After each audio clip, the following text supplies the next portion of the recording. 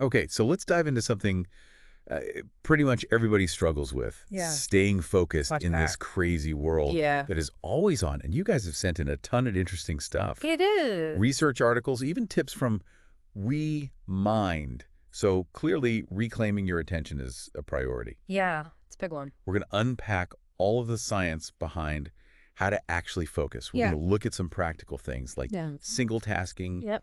mindful breathing, Mm-hmm. even those little pauses, Yes. intentional pauses that can make a huge difference. Totally. So are you ready to get a little more zen and a lot more productive? I love that I am totally there. And one of the things that really struck me going through these materials Okay. is how much science there is to back up the benefits Right. of focusing. It's not just about getting things done. Mhm. It's about stress reduction, tapping into creativity. Wait, hold on. Are you trying to tell me Yeah. that being more focused could actually make me more creative? More creative. I always thought those were like opposite things. It can seem counterintuitive. Yeah. We'll get to that. But first, we have to address kind of the elephant in the room. Or I guess maybe in this case, it's more like a swarm of buzzing mosquitoes, Oh my gosh. all vying for our attention. Seriously.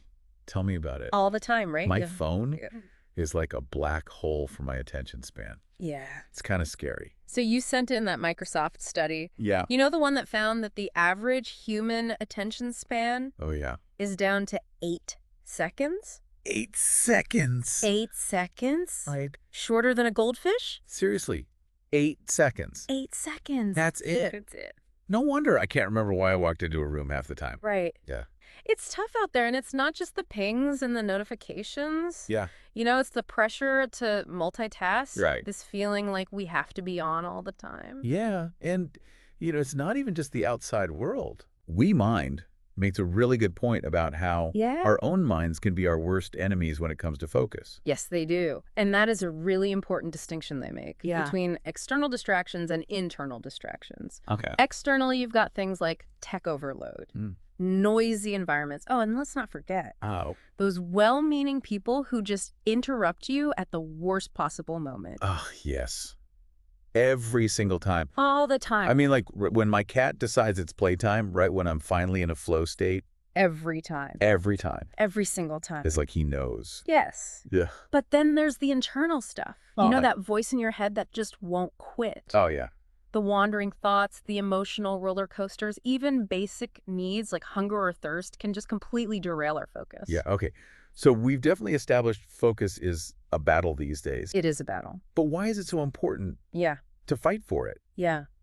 Beyond just not setting my kitchen on fire because I got distracted while cooking. Well, preventing kitchen fires is always a good thing. It is a good thing, yeah. But let's think about this. Okay. Okay. Improved concentration Okay. means getting more done in less time, Right. less stress, Mm-hmm. means feeling calmer and more in control. Okay. And that creativity boost we talked about, imagine all the new ideas and all the solutions you could unlock if you could just quiet the noise for a little bit. Okay, so it's not just about productivity. It's Well- about this overall sense of well-being. Well-being, yeah. Okay, I'm starting to get it. Good. But how do we actually get there? Yeah. How do we reclaim our focus? That is where these practical techniques come into play. Okay. And that is what we were going to talk about. Let's start with something called single tasking. Okay, isn't that just like doing one thing at a time? That's exactly what it is. That seems a little obvious. It does seem obvious. I've done it. It really does. But in our multitasking-obsessed culture, Yeah. it's become revolutionary. Okay. And it's not just about willpower. Okay. There's actual science behind it. Right. A study in the Journal of Experimental Psychology Wow. found that switching between tasks can make us a whopping 40% 20%. less efficient. Okay, that explains why I feel so drained after a day of juggling a million things at once. It takes a toll. It does. It's a toll, for sure.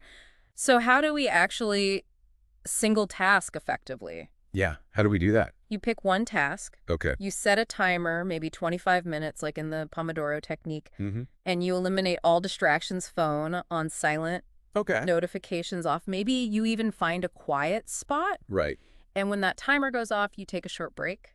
Got it. and then you move on to the next task. Okay, I can see how that would make a difference. But what about those internal distractions? How do Yes. we quiet that inner chatter? That is where mindful breathing becomes your secret weapon. Okay. And it sounds so simple, but it's incredibly effective. Okay. Remember that 4-4-4 method from the research you sent? Refresh my memory. Yes, you inhale for 4 seconds, Uh-huh. you hold for 4 seconds, Okay. you exhale for 4 seconds. Right. And even just doing that Okay. for a minute or two Yeah. can bring your attention back to the present moment Okay. and calm your nervous system. All right. I can try that. Yeah, give it a shot. Inhale, hold, exhale. There you go. Okay. I already feel a little bit more centered. Right. It's like a mini meditation for your brain. I like it.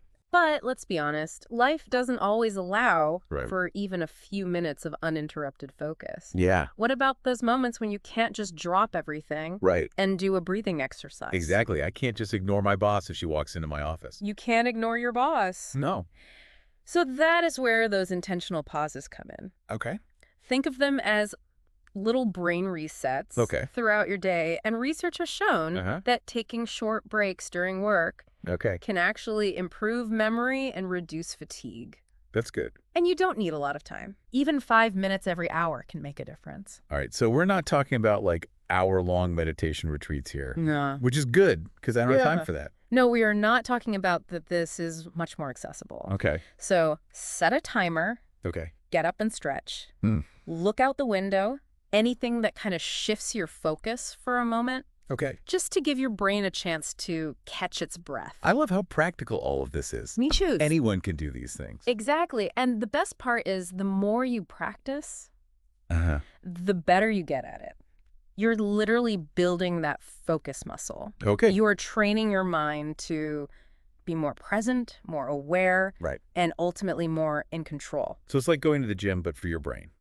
It is like going to the gym for your brain. I like that. I can totally get behind that. Yeah. But speaking of control, how do we keep ourselves from getting sucked back into that distraction vortex?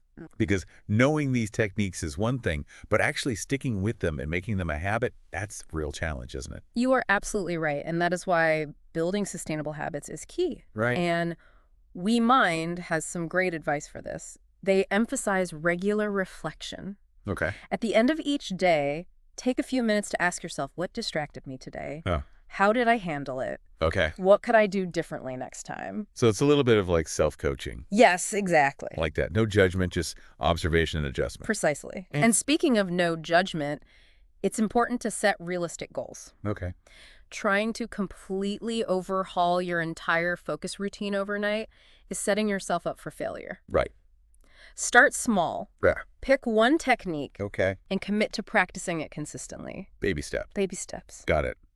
Master the 4-4-4 breathing Yes, before trying to single task for an entire workday. exactly. And remember, setbacks are gonna happen. Right. You're gonna get distracted. Don't beat yourself up about it. It happens to all of us. Yeah. Happens to everyone. So this is about progress, not perfection. Okay. This is starting to feel a lot less intimidating Good. and a lot more doable. It is doable. Okay, good. It is doable. You got this. Thank you. Cultivating focus is a journey, not a destination. Mm-hmm. And the more you embrace that journey, the more you are going to discover the incredible benefits that are waiting for you. Okay, this is already eye-opening, but can we make this a little bit more real for our listeners? Absolutely. Because sometimes I need that extra push, Mhm. you know? Are there actual examples Yes. of people using these techniques and seeing results? I've got some stories for you. Okay, tell me a story. And trust me, these stories are inspiring. Let's start with the workplace. Okay. Okay, so you sent in that Harvard Business Review study, Yeah. the one where the employees incorporated single tasking and mindful breathing into their workday. Oh, yeah. They saw a 30% jump in productivity. 30%. 30%. Oh, yeah. Wow. Okay, so this stuff really does work in the real world. It does. It really does. I'm impressed. And it's not just for the corporate world. Uh-huh. You know that study about the student mindfulness program? Uh-huh. The one detailed in the Mind, Brain, and Education Journal? Oh, yeah? They found that mindful focus exercises boosted academic performance and emotional regulation by 25%. 25%. That's wild. It's huge, right? It's like they unlocked some kind of secret brain power. Totally. And you know who else famously used mindfulness Who? to achieve legendary focus and creativity? Okay.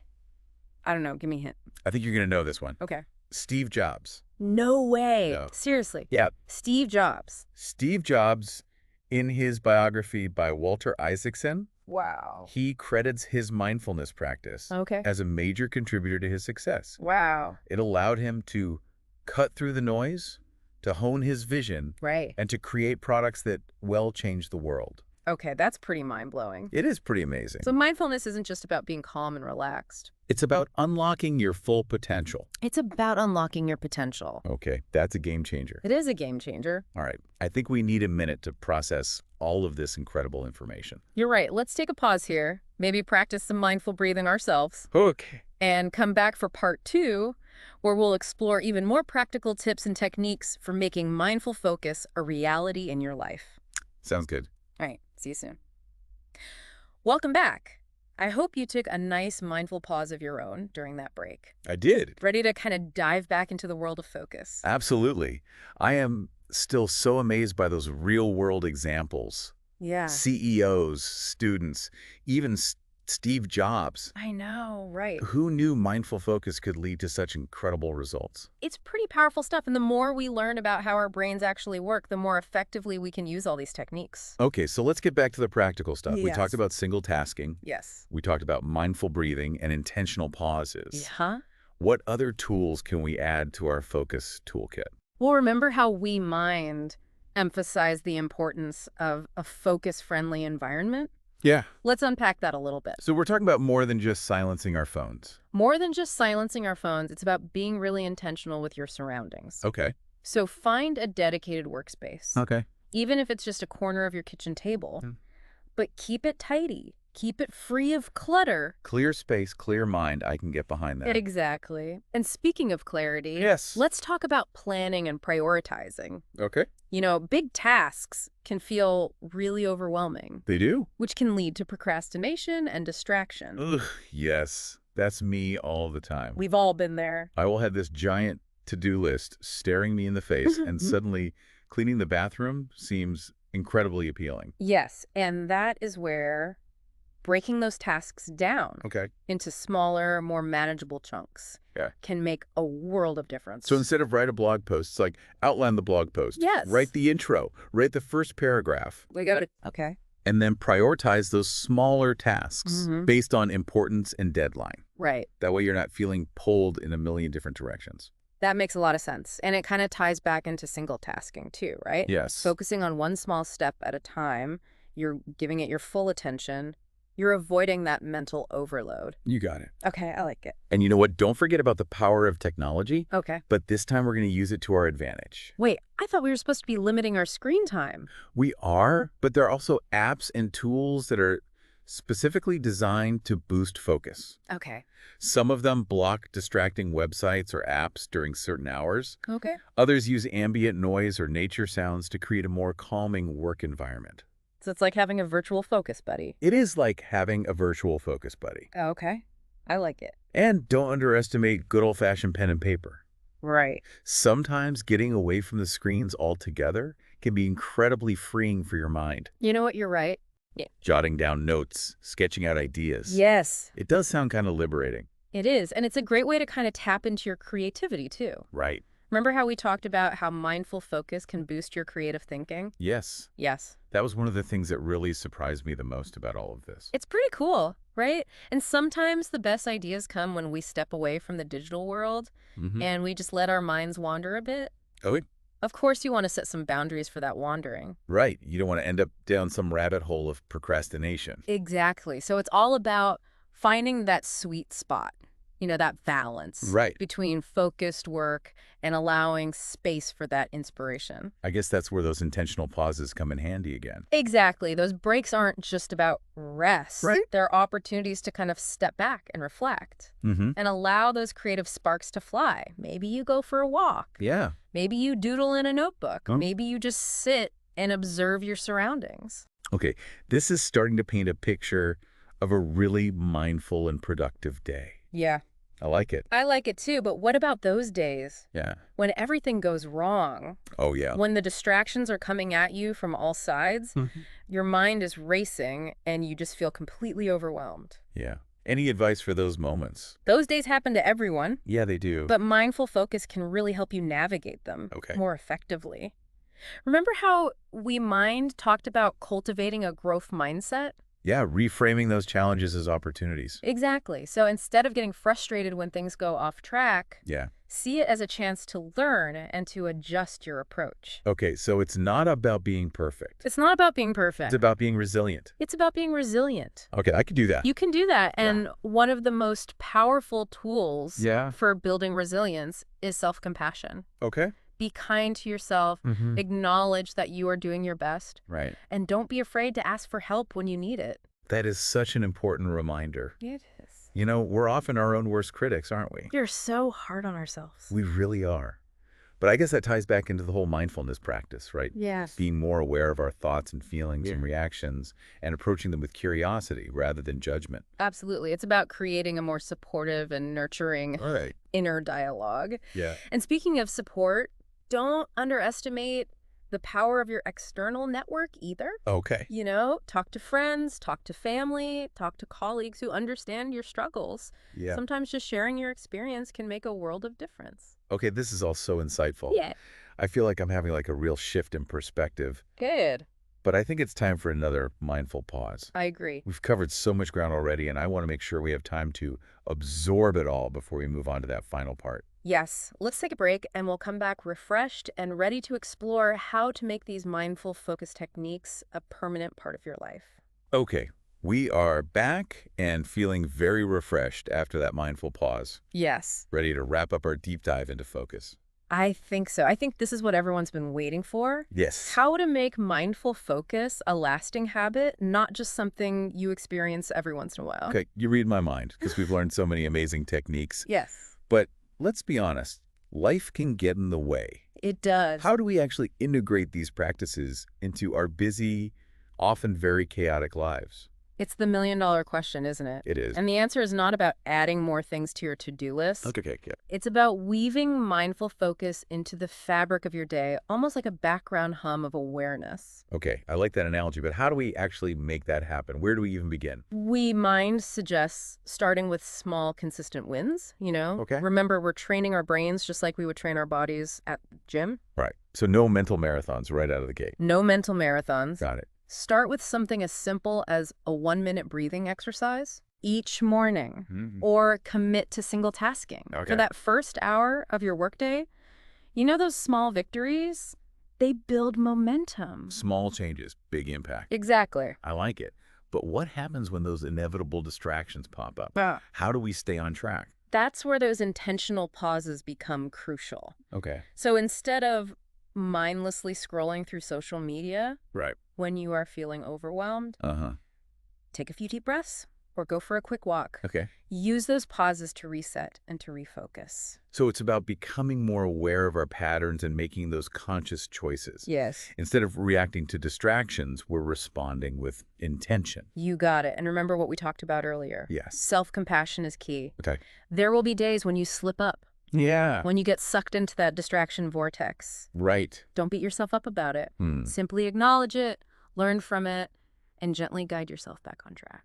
It's like having a very patient, encouraging coach in your corner, cheering you on every step of the way. I love that. And speaking of support, Yes. don't underestimate the power of community. Yeah. Surround yourself with people who understand your goals Right. and who encourage your growth.